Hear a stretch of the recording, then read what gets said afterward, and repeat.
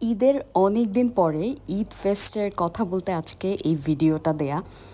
অনেক অনেক অনেক ক্লিপ জমেছিল, অনেক ক্লিপ নেওয়া হয়েছিল, কোনো কিছুই শেয়ার করা হয়নি, কোনো কিছুই আপনাদের সাথে বলা হয়নি। তো আজকে বলতে আসলাম মেহেদি বাই নওরিন অ্যান্ড কেএসএস হেনা আর্টওয়ার্কের পক্ষ থেকে আমাদের যে ঈদ ফেস্ট ছিল, পুরা মেলাতেও এত মানুষ হয়নি। আলহামদুলিল্লাহ আমাদের স্টলে যত মানুষ এসছে, আর কথাটা সত্যি প্রাউডলি বলছি, সত্যি মানে পুরা স্টলে এত এত রাশ ছিল, আপনারা কল্পনাও করতে পারবেন না যে এত রাশ ছিল। যারা আসেননি, যারা এসেছেন, যারা সিরিয়াল পাননি, যারা রাত 2টা পর্যন্ত বসেছিলেন, তাদের মানে তারা জানেন কতটা কতটা রাশ ছিল।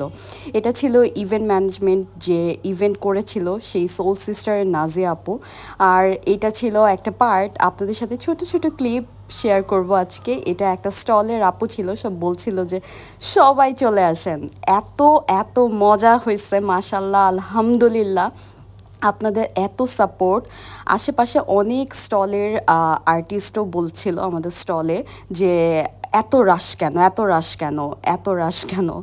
তো এটা ইফতারের একটা মোমেন্ট শেয়ার করা হচ্ছিল, যখন ইফতারের টাইমে আমাদের গেস্ট থেকে যায় অথবা হচ্ছে মেহেদি দেওয়া শেষ হয় না, তখন আমরা সবাই মিলে ইফতার করি। যে যা খাচ্ছি ওটা শেয়ার করে আমরা ইফতার করি। আর এই 3টা দিন, 27, 28, 29 রোজা, 3 দিনই আমাদের স্টলে অনেক গেস্ট ছিল। তো এটা একটা ছোট ক্লিপ, যারা মেহেদি দিয়েছেন গ্রুপ করে ফ্রেন্ড সার্কেল মিলে, তারা আবার একটা ভিডিও দিয়েছেন। এত টায়ারিং ছিল, এত বেশি স্ট্রেসিং ছিল, সত্যি কথা। এটা অরণি আপুর এক হাত আমি করেছি, এক হাত সুমাইয়া করেছে। তো একটা ছোট আবার ক্লিপ নিয়ে দিয়েছিল, এটা আমি নিয়েছিলাম অথবা সুমাইয়া নিয়েছিল মনে নাই। এটা সুমাইয়ার একটা ফ্রেন্ড ছিল, একটা সাইড আমি করেছিলাম, একটা সাইড ও করেছিল।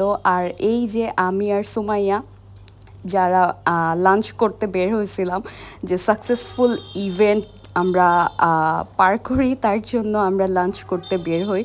আর এখানে বিভিন্ন কথা বলে ক্লিপ নেওয়া হচ্ছিল আপনাদের সাথে শেয়ার করার জন্য। আর এই ভিডিওটা আমি এতদিন ধরে দেইনি, কারণ আমি অনেক বেশি ব্যস্ত ছিলাম। আপনারা আমাকে অনেক অনেক অর্গানিক নিয়েও সাপোর্ট করেন, আর ঈদে স্টলে এসে আরও সাপোর্ট করেছেন। এটা নাইজা নামের একটা পাখি, নাইজা নামের পাখিটার হাতে মেহেদি দেওয়া হচ্ছিল, চা ডেকে দেওয়া হচ্ছিল, সবাই ধরে পড়ে ওকে মেহেদি দিয়ে দিচ্ছিল। আমি কার হাতে দিচ্ছিলাম আদৌ মনে নাই, রাইসা আমাকে এই ক্লিপটা নিয়ে দিছিল। সুমাইয়ার আমি কোনো একটা ফাঁকে, এটা ডে 1-এ আই গেস, ডে 1-এ একটু টাইম পাইছিলাম। এই যে আমার মেহেদি বাই নওরিনের কিছুক্ষণ আপনাদের সাথে শেয়ার করা প্রাইস লিস্ট সামনে দেয়াই ছিল, সুমাইয়া রাইসার হাতে একটু মেহেদি দিয়ে দিচ্ছিল, এইটুকু দিয়েই উঠে যেতে হয়েছে, কখনোই বসে থাকতে হয় নাই। এতই আলহামদুলিল্লাহ, এতই রাশ ছিল।